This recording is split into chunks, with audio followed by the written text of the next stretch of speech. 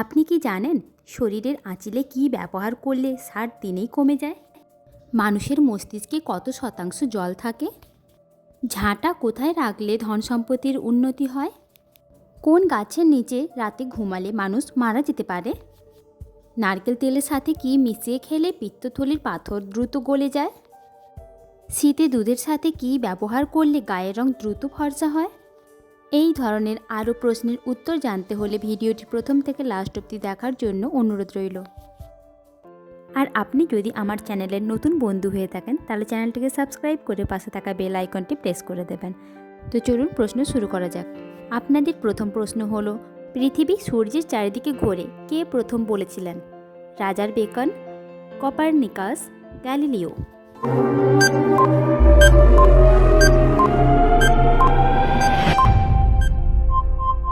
আপনাদের সঠিক উত্তরটি হলো কপারনিকাস। 1543 সালে নিকোলাস কপারনিকাস তার মহাবিশ্বের তত্ত্বটি ব্যাখ্যা করে বলেন যে পৃথিবীর বাকি গ্রহগুলির সাথে সূর্যের চারপাশে ঘোরে। আপনাদের 2 নম্বর প্রশ্নটি হলো, ভারত ও পাকিস্তানের মধ্যে চলাচলকারী ট্রেনের নাম কী ছিল? সমঝোতা এক্সপ্রেস, নীলগিরি এক্সপ্রেস নাকি বন্ধন এক্সপ্রেস?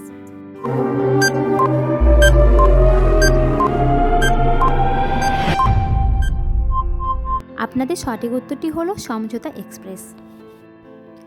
ভারত এবং পাকিস্তানের মধ্যে সিমলা চুক্তি স্বাক্ষর হওয়ার পর 1976 সালে 22 জুলাই শুরু হয় সমঝোতা এক্সপ্রেস নামে এই ট্রেনটি। অমৃতসর থেকে লাহোর পর্যন্ত মোট 52 কিমি রাস্তা রয়েছে এই রুটে।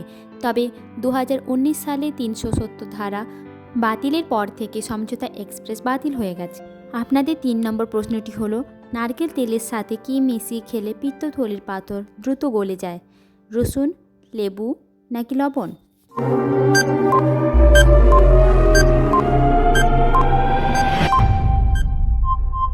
আপনাদের সঠিক উত্তরটি হলো রসুন এবং লেবু। নারকেল তেল পিত্তথলির পাথর দূর করাতে খুব ভালো কাজ করে। 3 চামচ নারকেল তেল, 1/4 গ্লাস আপেলের জুস, অর্ধেক পাতিলেবুর রস আর 5 কোয়া রসুন, 1 টুকরো আদা থেতো করে নিয়ে একসঙ্গে খান। এতেও কিন্তু দ্রুত চর্বি গলে আর গলব্লাডার স্টোন থেকেও মুক্তি পাওয়া যায়। আপনাদের 4 নম্বর প্রশ্নটি হলো, মানুষের মস্তিষ্কে কত শতাংশ জল থাকে? 50%, 75% নাকি 100%?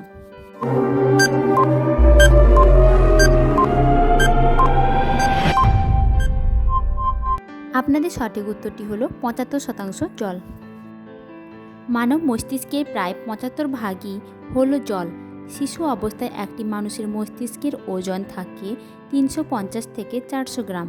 প্রাপ্তবয়স্ক অবস্থায় যা বেড়ে 1300 থেকে 1400 গ্রাম হয়। আপনাদের 5 নম্বর প্রশ্নটি হলো, লাল বাহাদুর শাস্ত্রী স্টেডিয়াম কোথায় অবস্থিত? কলকাতা, জয়পুর নাকি হায়দ্রাবাদ?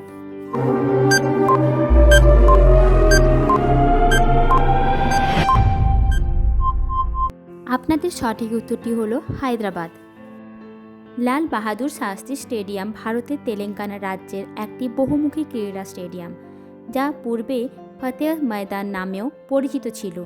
এটি মূলত ক্রিকেট ও ফুটবল ম্যাচ আয়োজন করে থাকে। বন্ধুরা, এখনও যদি আমার চ্যানেলটিকে সাবস্ক্রাইব না করে থাকেন চ্যানেলটিকে সাবস্ক্রাইব করে পাশে থাকা বেল আইকনটি প্রেস করে দেবেন। তাহলে পরবর্তী ভিডিও সবার প্রথমে আপনার কাছে নোটিফিকেশান যাবে। আপনাদের 6 নম্বর প্রশ্নটি হলো, রাতের বেলা কোন গাছের নিচে ঘুমোলে মানুষ মারা যেতে পারে? নিম, বট নাকি তেঁতুল?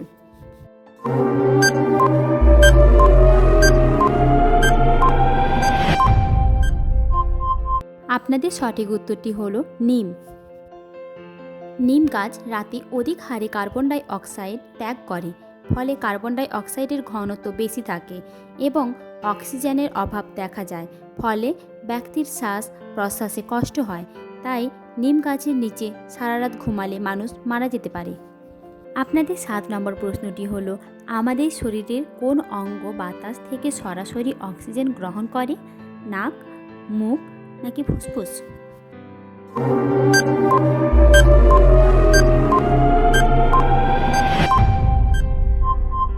আপনাদের সঠিক উত্তরটি হলো ফুসফুস।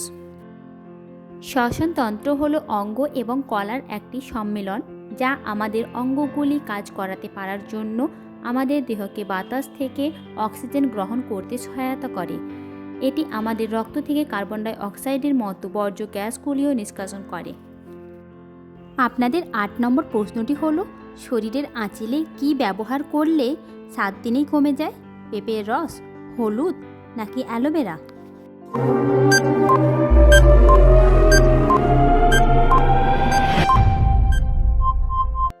আপনাদের সঠিক উত্তরটি হলো অ্যালোভেরা। অ্যালোভেরার মধ্যে রয়েছে অ্যান্টিব্যাকটেরিয়াল উপাদান। অ্যালোভেরা পাতা থেকে জেল বার করে আস্তে আস্তে মুখে লাগান। ভালো করে লাগানো হলে 2 ঘন্টা রাখুন। শুকিয়ে গেলে জল দিয়ে ধুয়ে নিন, তবে এই জেল লাগিয়ে কিন্তু জোরে ঘষবেন না। আপনাদের 9 নম্বর প্রশ্ন, পৃথিবীতে এত ভাষার মধ্যে বাংলা ভাষার স্থান কোথায়? 7ম স্থান, 6ষ্ঠ স্থান নাকি 5ম স্থান?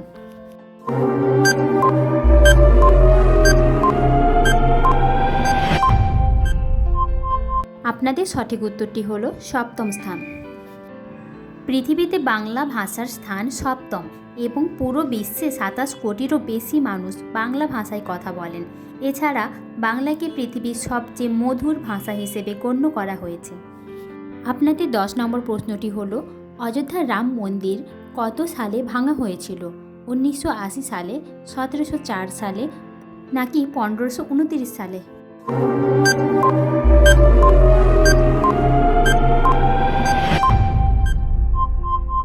আপনাদের সঠিক উত্তরটি হলো 1529 সালে।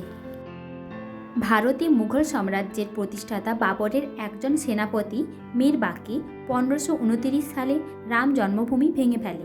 সেই জায়গায় বাবরি মসজিদ তৈরি করেন, এমনটাই প্রচলিত ধারণা।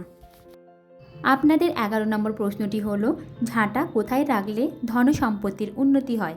উত্তর পূর্বে, দক্ষিণ পূর্বে নাকি দক্ষিণ পশ্চিমে?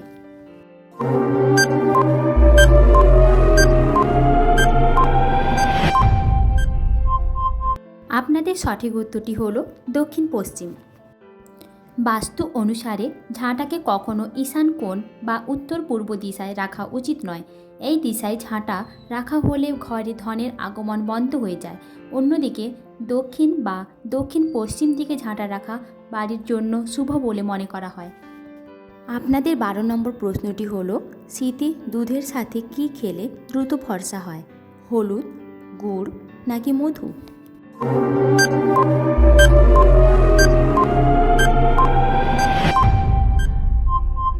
আপনাদের সঠিক উত্তরটি হলো মধু। শীতে ত্বক কুঁচকে যায়, এছাড়াও কালচে হয়ে পড়ে ত্বক।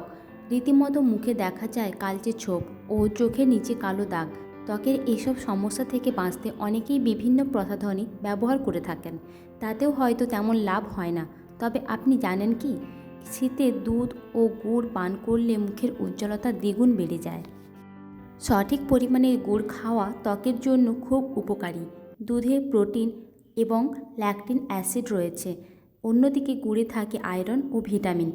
বন্ধুরা, আপনাদের যদি ভিডিওটি ভালো লেগে থাকে একটি লাইক করে দেবেন, আর কতগুলো প্রশ্নের উত্তর আপনারা আগে থেকে জানতেন কমেন্টে অবশ্যই জানাবেন।